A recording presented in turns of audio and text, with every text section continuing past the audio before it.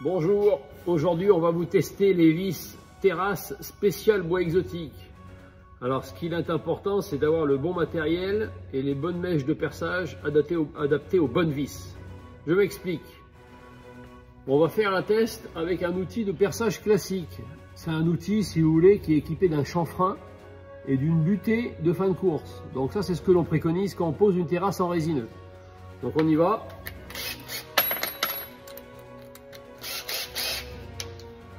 Pré-perçage.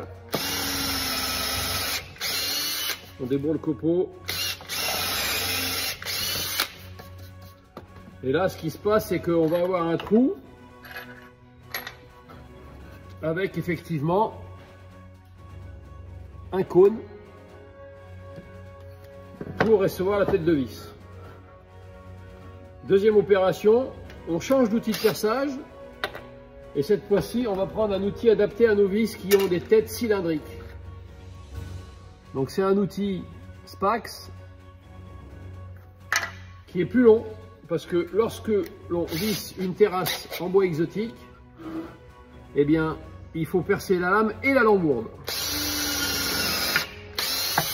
Si vous percez uniquement la lame comme ce qui est préconisé en résumé, lorsque vous allez arriver dans la lambourde, ça fait trop d'efforts et vous avez le risque que la tête de vis casse. Alors souvent elle casse pas tout de suite, mais elle va casser au dévissage.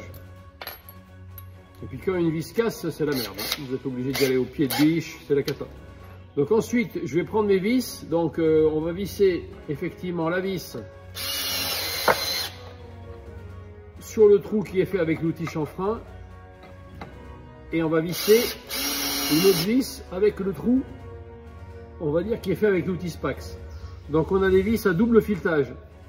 Ce qu'il faut savoir, avec une vis double filetage comme celle-ci, c'est des vis spéciales exotiques avec une tête effectivement qu'on voit qui est cylindrique, toute petite tête.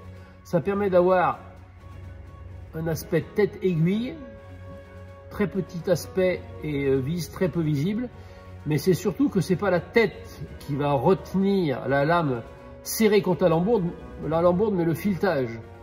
On va dire que lorsqu'on visse avec une tête conique, simple filetage, c'est la tête qui tient la lame plaquée contre la lambourde et on a à peu près un effort de 50 décanewtons. C'est la force qu'exerce le cône sur la lame. Lorsqu'on a une vis comme ceci avec double filetage spécial bois exotique, c'est le filetage qui va maintenir la lame pressée contre la lambourde. Et là, on arrive jusqu'à 130 décanewtons. C'est pour ça que la tête ne va pas casser. Et c'est pour ça qu'on a un bien meilleur coefficient à l'arrachement avec aucun risque de soulèvement de lame. Faut-il encore qu'on n'ait pas de rétention d'eau au niveau du chanfrein que l'on crée à cause du pré-perçage. On va voir ça. Donc, vis à double filetage.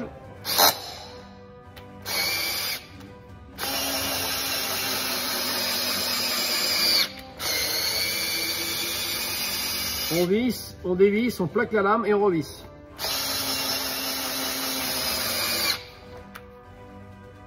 Deuxième vis, on visse.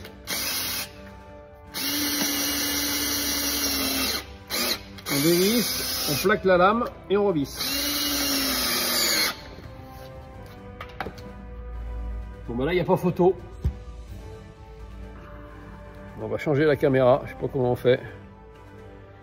Bon, je sais pas comment on fait. Donc là, on va avoir la vis qui est percée avec l'outil de chanfrein, celui-ci, où on voit qu'on a beaucoup trop de chanfrein qui n'est pas adapté à la tête de vis parce que notre tête de vis n'est pas conique, elle est cylindrique. Alors qu'est-ce qui se passe? C'est que l'eau, on va avoir de la rétention d'eau, un puits d'eau qui se forme et lorsque l'eau va sécher, on a de la propagation de fissures.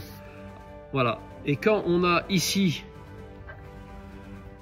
un perçage adapté à notre vis, c'est-à-dire qu'avec un outil Spax qui est plus long, eh bien on s'aperçoit qu'on a le trou qui est parfait et qui est parfaitement adapté à la tête de vis. Et bien voilà, à bientôt pour une prochaine vidéo.